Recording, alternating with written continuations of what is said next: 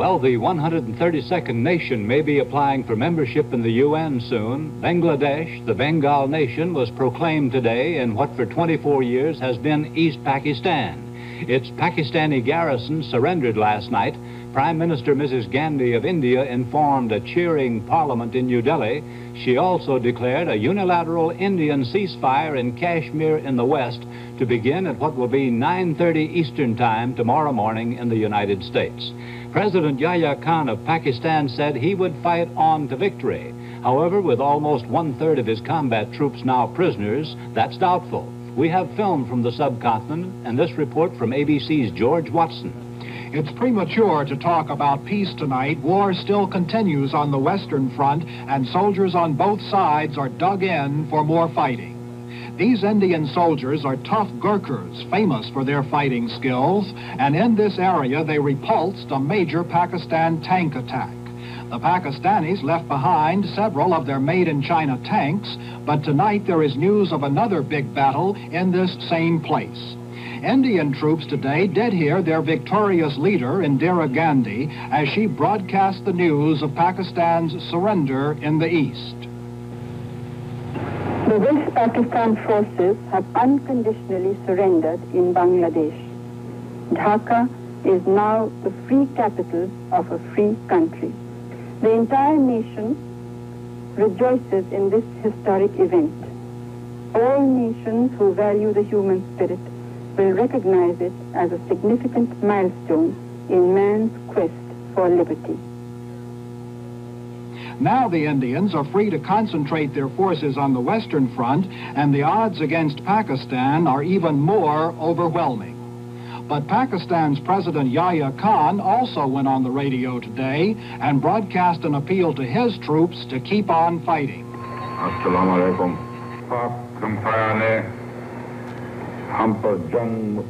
He is saying, in effect, that you can lose a battle and still win the war. But most observers view Pakistan's position as hopeless, and they think this speech was mostly belligerent bravado and that Yahya knows he is beaten.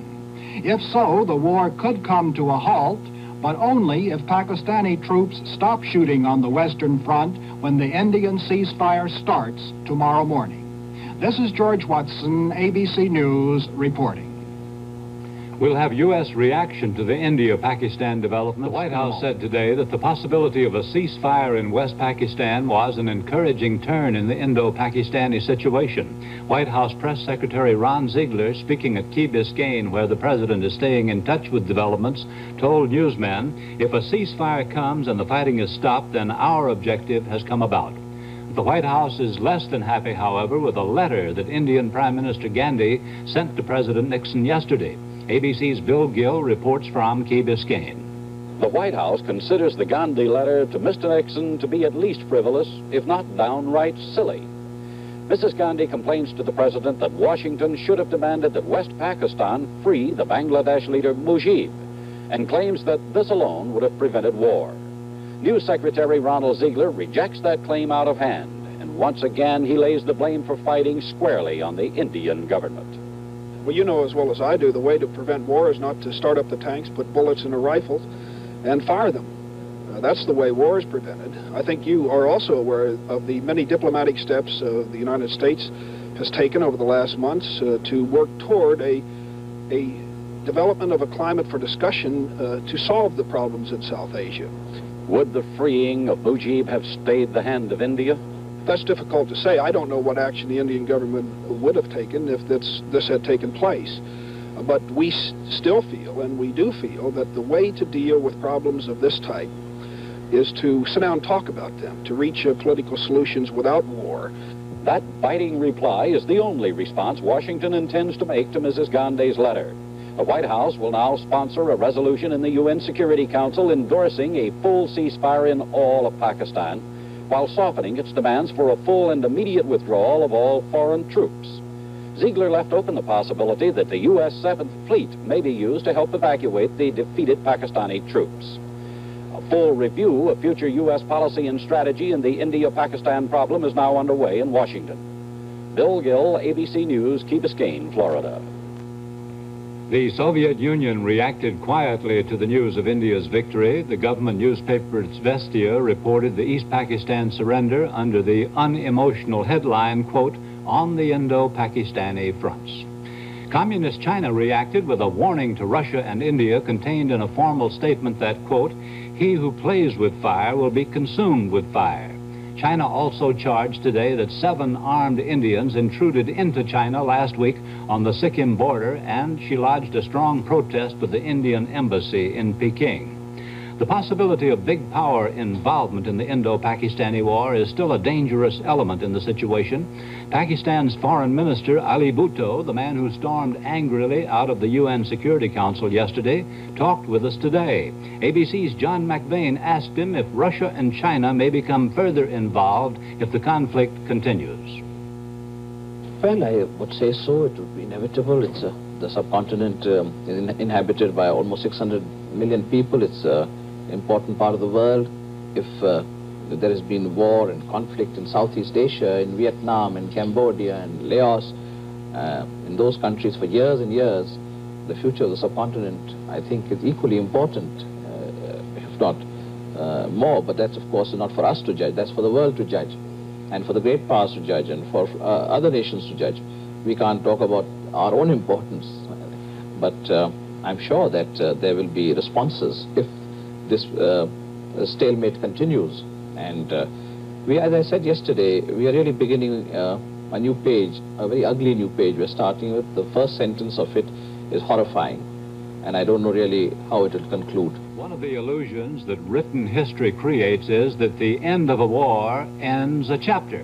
In fact, an ended war usually creates new alignments, new problems, and therefore is the beginning of a chapter. So it is with the India-Pakistan war now apparently ending. Consider what has happened. A new nation, Bangladesh, is created, the 8th most populous country in the world. As it faces harsh problems of independence, amid wreckage and poverty, its drift will be towards the many native communists who alone have the organization to meet those difficulties.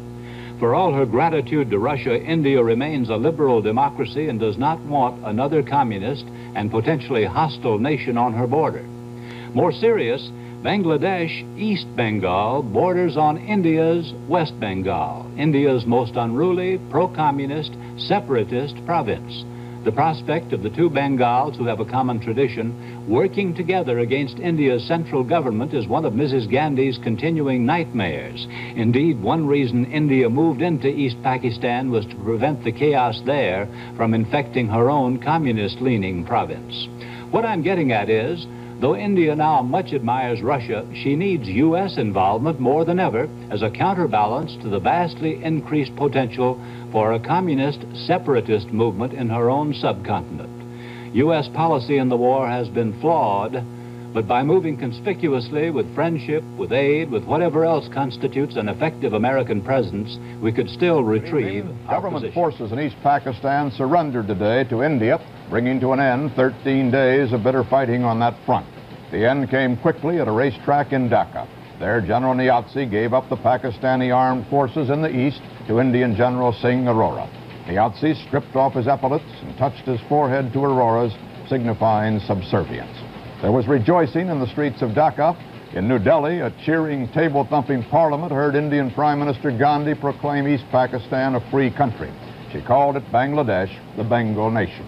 Mrs. Gandhi also ordered a unilateral ceasefire in the West beginning tomorrow, but Pakistan's President Yahya Khan, in a nationwide broadcast, urged his people to be patient and said, "We will continue fighting not only in the front lines, but in the fields, factories, and homes."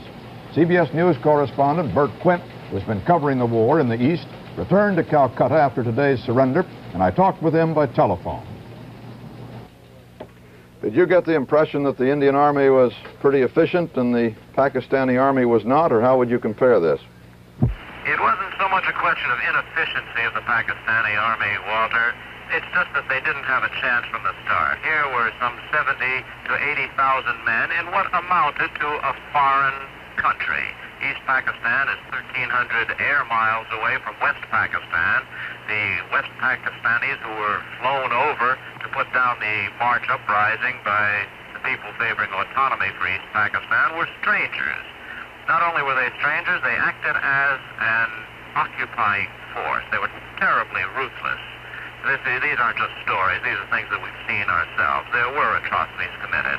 So this was an occupying force, hated by the people who lived there, and the people were out to get them. And get them, indeed, they did in a good many cases. So here are these people, the West Pakistani soldiers, cut off from their main line of supply, surrounded by people who hated them and were out for revenge. And then along came the Indian Army, which is a pretty good army, and which terribly outnumbered and outgunned them. They simply didn't have a chance. What was interesting about this trip that we took from one end of East Pakistan to the capital was that it eliminated any doubts in my mind, at least, about what this war was all about. There had been talk by the Indians that they were in there to try to liberate the people. The Pakistanis were talking as though they were being attacked, as they were, of course. And what impressed me was all along the route of the Indian Army march, the way people turned out from little villages and greeted the Indian Army as friends, as brothers, as saviors. Now, this is not a thing that comes natural to people living in Pakistan, you know, because the Indians and the Pakistanis, even the Bengalis, have been enemies for a good many years. I'm afraid that a lot of bloodshed is going to come now that the war in East Pakistan technically is over, because of the great desire for revenge of the people of East Pakistan, and the fact that there are an awful lot of West Pakistani soldiers and civilian collaborators with the Pakistani army there that are really in danger. In our trip up the river in these last couple of days, we saw a few floating bodies, and villagers of the area told us that these were not individuals killed by war, but they were men killed after the Pakistani troops had pulled out of the area. Villagers, people who were out for revenge, killed them because they had either collaborated with the Pakistani army or actually formed a part of it. Did you get any information as to what the Indian Army may do or be willing to do to set up protection for the West Pakistani soldiers and the collaborator civilians? Yes, the first step is that they're taking the West Pakistani soldiers and putting them in the military cantonment. But what was very impressive about today was the fact that they did not disarm them immediately. They left the West Pakistanis with their guns, not to protect them from the Indians, of course, but to protect them from East Pakistani Bengali citizens. What about the Indian soldiers and their attitude toward the Americans? You were traveling with them. Were they aware of the torment between our relations these days? They're very much aware of it, and they do a bit of teasing and joking about it. You don't really feel a resentment, a terrible anti-Americanism. They seem a bit perplexed by it, they seem annoyed by it, and because of it, because of the fact that the 7th Fleet is reportedly on its way, they were anxious to get the job done, their job being to take Dhaka and win over East Pakistan in order to give it to the Bangladesh government, and, by the way, take it away from India's old enemy, Pakistan. Quint reported seeing fewer casualties, civilian or military, than he expected, and noted that the Indian forces tried to avoid population centers in their bombing and artillery strikes. He also visited the neutral Intercontinental Hotel in Dhaka and said the American refugees there seemed in good shape.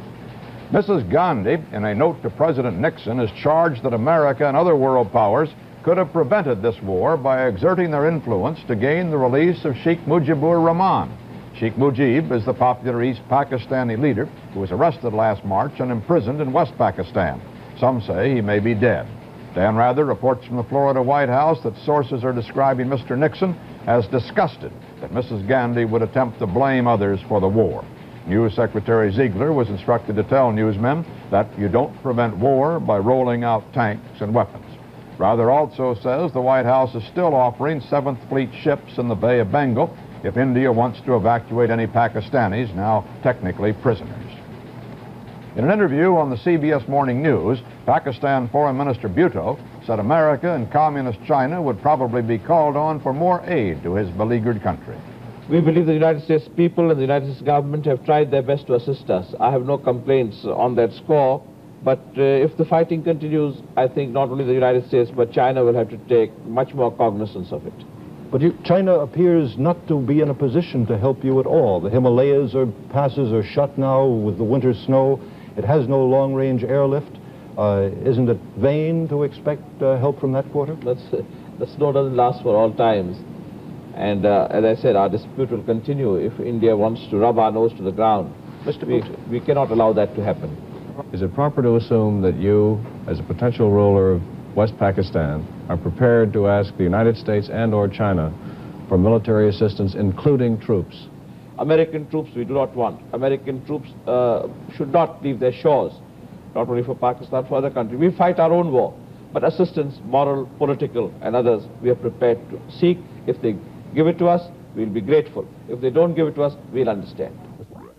At midday, India's Foreign Minister Swaran Singh informed the Security Council of decisions in New Delhi and an entirely new state of affairs between India and Pakistan.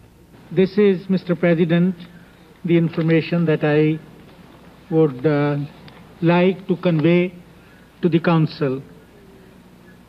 In a nutshell, the fighting in Bangladesh has already stopped, and on the West, unilaterally, Prime Minister of India has issued orders to stop fighting effective from 10:30 a.m. on December 17th. With East Pakistan as a current example, Eric Severide makes a case for turning forces of military into forces of mercy. Here is his analysis. In a few weeks' time, the West Pakistani Army drove 8 to 10 million destitute East Pakistanis across into India. It will take months to sort them out and save them. In 13 days, the Indian Army has smashed up thousands of Pakistani soldiers and civilians, and it will take weeks to salvage these people. A year ago, a cyclone hit East Pakistan, killing perhaps 500,000 people. Many could have been saved had communications not broken down. A year and a half ago, an earthquake in remote areas of Peru killed about 50,000 people. And it was 6 weeks before the Peruvian government had aerial photographs of just what had happened where. Nations can make war quickly and efficiently. They are not organized to use the same technology for the quick rescue of innocent human beings made victim by either wars or natural disasters. But it can be done.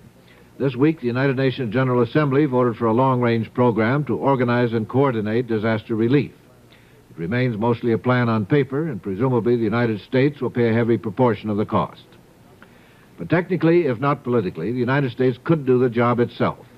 Experience has demonstrated that our military planes and personnel, medical and otherwise, can move much faster into a disaster situation than the International Red Cross.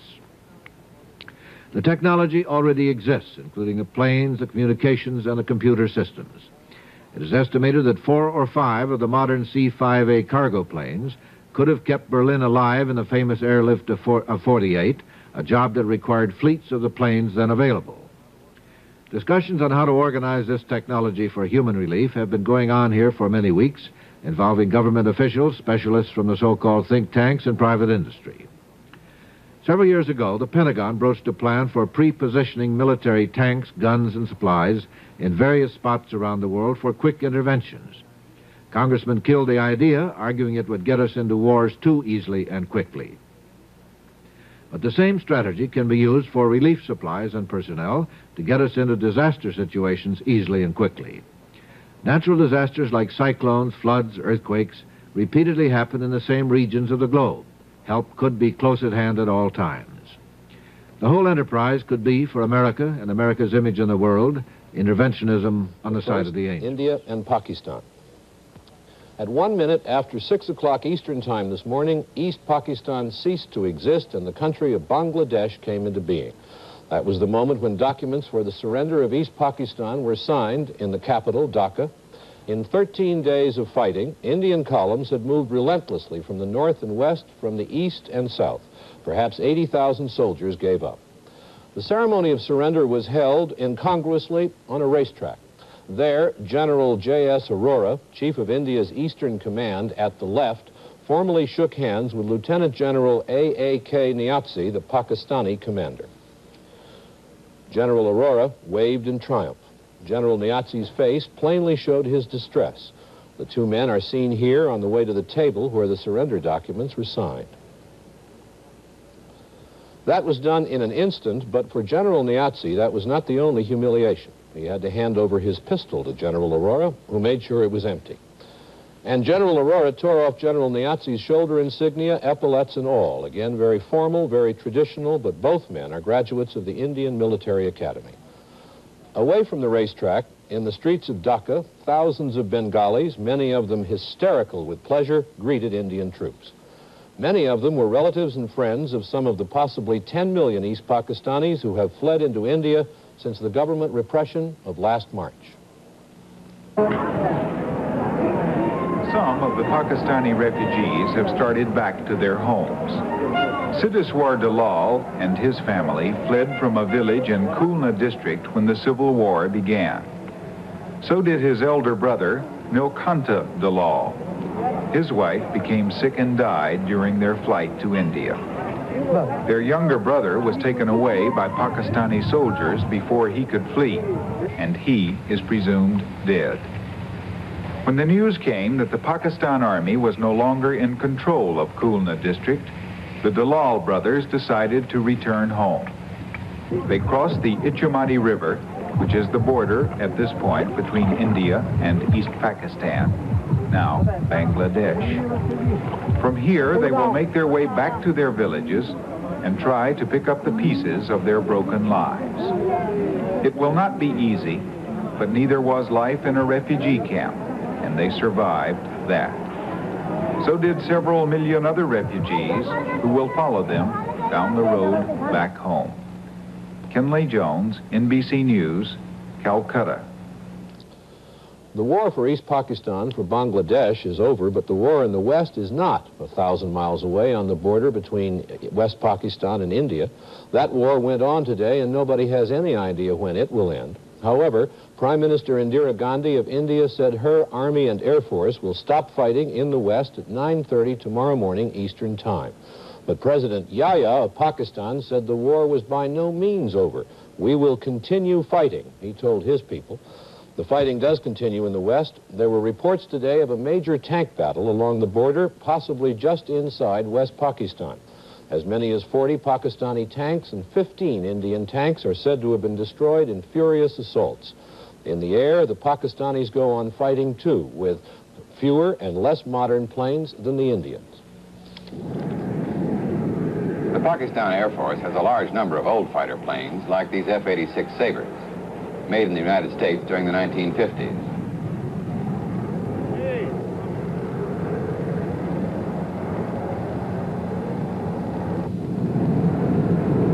It also has a few more modern planes, like these Mirage 3s, made in France during the mid-1960s. The Indian Air Force is larger and has more modern aircraft.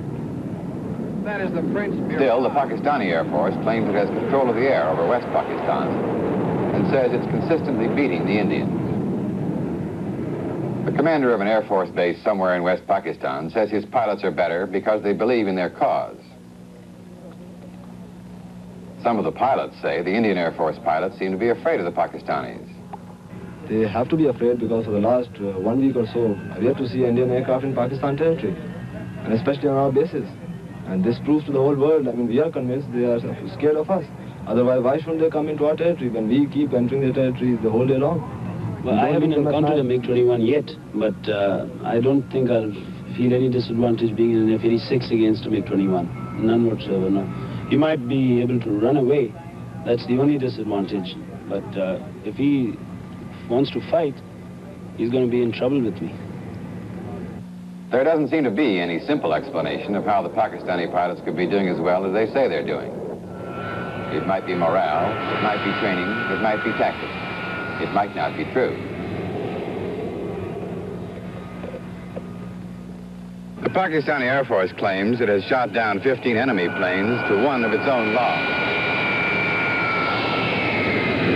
There's no way of judging whether or not that's true. But judging by the morale of the pilots here, the Pakistan Air Force certainly believes it's winning. Richard Hunt, NBC News, on the flight line at a Pakistani Air Force base.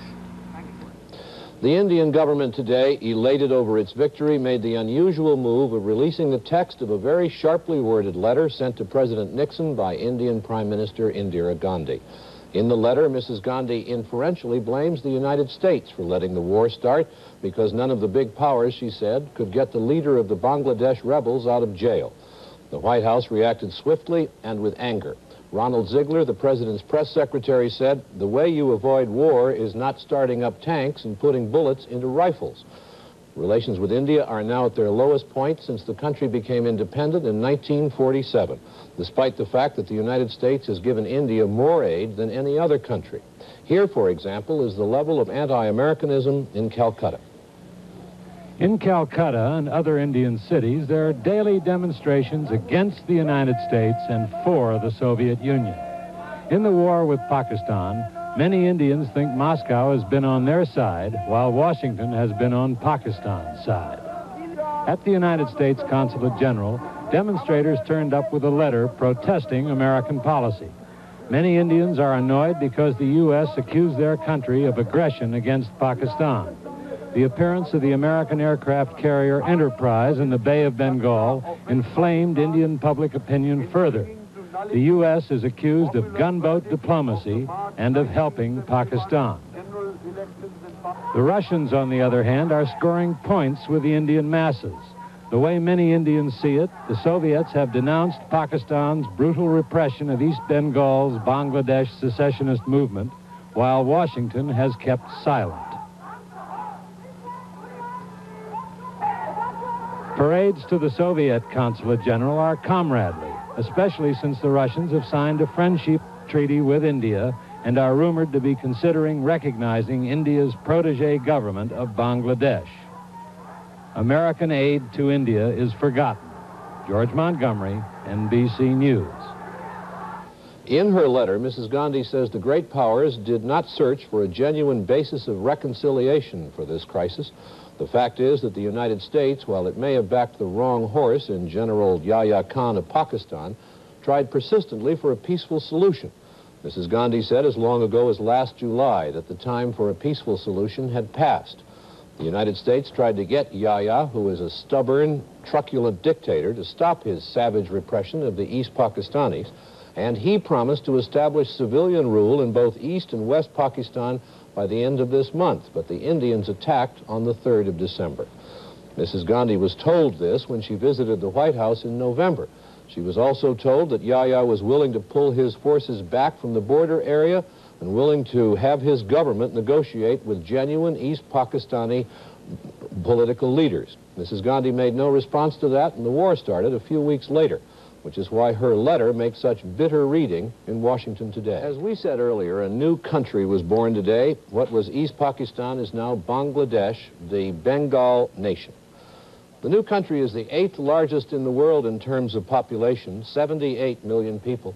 It is also one of the poorest, with an income equal to $77 a year per person. All this poverty and all these people are crammed into an area only about the size of the state of Arkansas. The land does not yield enough food to feed the people, and crops are always subject to the calamity of monsoon floods. At the center of the flag of Bangladesh is a map of the new nation, colored in gold, because the people like to call their country Golden Bangladesh. There is pride, of course, in the flag, but the future of Bangladesh is not bright. Beyond its traditional problems, it must now face millions of returning refugees and must rebuild after the destruction of war. It could be difficult to set up a new government with the nation's most popular leader imprisoned in West Pakistan and with opposition from Maoist communists, possibly supported by Communist China. So Bangladesh will have to depend heavily on India if it is to survive, and India has problems of its own. The 14-day war between India and Pakistan is over. Yesterday, Pakistan surrendered in the east. This morning, it accepted India's bid for a ceasefire in the west. The two nations' leaders have exchanged constructive sentiments. Said Indian Prime Minister Mrs. Gandhi, "There are more things in common between us than those that divide us." answered Pakistan's President Yahya Khan, "I have always stressed war cannot solve problems. Our unresolved disputes should be settled by negotiation."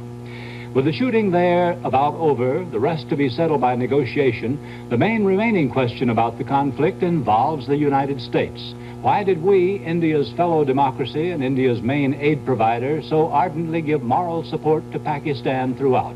Here in Washington, ABC's Bill Gill was today given this explanation. West Pakistan holds a secret pledge for support by American military forces to prevent aggression by India. Signed by President Kennedy in 1962, that presidential pledge mentions no need for prior congressional approval. Constitutional experts say that such a pledge amounts to at least a moral commitment to deploy U.S. forces. Administration sources say that President Nixon has been hard put to prevent West Pakistan from calling the mortgage on that pledge. The U.S. claims to have gained reliable information that India, with the encouragement of Russia, launched its attack intending to cannibalize East Pakistan, then to draw out and defeat the forces of West Pakistan, aiming at the total collapse of both East and West Pakistan. 3 weeks ago, Washington initiated a series of urgent communications between the highest levels at the White House and the Kremlin. This usually means talks between President Nixon and Premier Kosygin. All those American appeals were urging restraint, with the aid of Russia to stop the fighting. Contacts with mainland China and other countries were established, all urging a ceasefire and a total troop withdrawal. Now administration sources charge that the Soviets refused to restrain India until after East Pakistan had been defeated. While Russia's encouragement of India's war policy will profoundly affect future Soviet-American relations, we're told, these sources deny any intent to cancel President Nixon's planned summit talks in Moscow. Washington's chief concern now is trying to prevent the establishment of Soviet naval bases in India, a concession that the Kremlin is expected to demand in payment for its support in the defeat of the Pakistanis. Bill Gill, ABC The Deputy News. Premier of Pakistan, Ali Bhutto, held a news conference and talked about his country's future. ABC's David Snell was there. A unified Pakistan, a civilian government to replace his country's military regime within a few months. Two predictions from Deputy Premier Bhutto, who declared himself confident in the future if Pakistan is left alone to work out her own problems. We have been stigmatized, we have been criticized, we have been attacked, all sorts of things have been said. Now, please leave us for a few years or for some time so that we can put ourselves right again and get off our backs. That's my request. I tell the world to get off our backs now. An early advocate of autonomy for East Pakistan, Ali Bhutto said the first step toward a new unity is establishing communications with East Pakistani leaders. Question, would his government negotiate with the Bangladesh? That would not resolve any problems, as I said, and in the beginning, at the outset, I said, whatever I say must be taken in the concept of one united Pakistan. Who is Bangladesh? You see, I'll talk to the East Pakistan leaders. Bangladesh is written with the blood of the people of Pakistan on the bayonets of India. We will talk to the true leaders of East Pakistan. As you define them. You will see that our definition will not be out of conformity with reality. Couple in Washington. The legality of Bangladesh as an independent nation may still be an open question. Its leadership may be the object of Ali Bhutto's contempt. But in terms of simple reality, Bangladesh does exist. The new nation is still hoping for recognition by the United States, and its officials have established kind of a makeshift embassy in waiting. It's located above a fabric shop in downtown Washington. It is not much on elegance, and by any standards, it's cramped. Today, the ambassador-designate called a press conference which he began with a declaration of faith in Bangladesh. Out of the ashes shall rise a new nation, the 8th biggest nation in the world. This is a nation imbued with the ideals of democracy, freedom, and justice. We have won our independence with the sweat and blood, and we shall preserve it with eternal vigilance.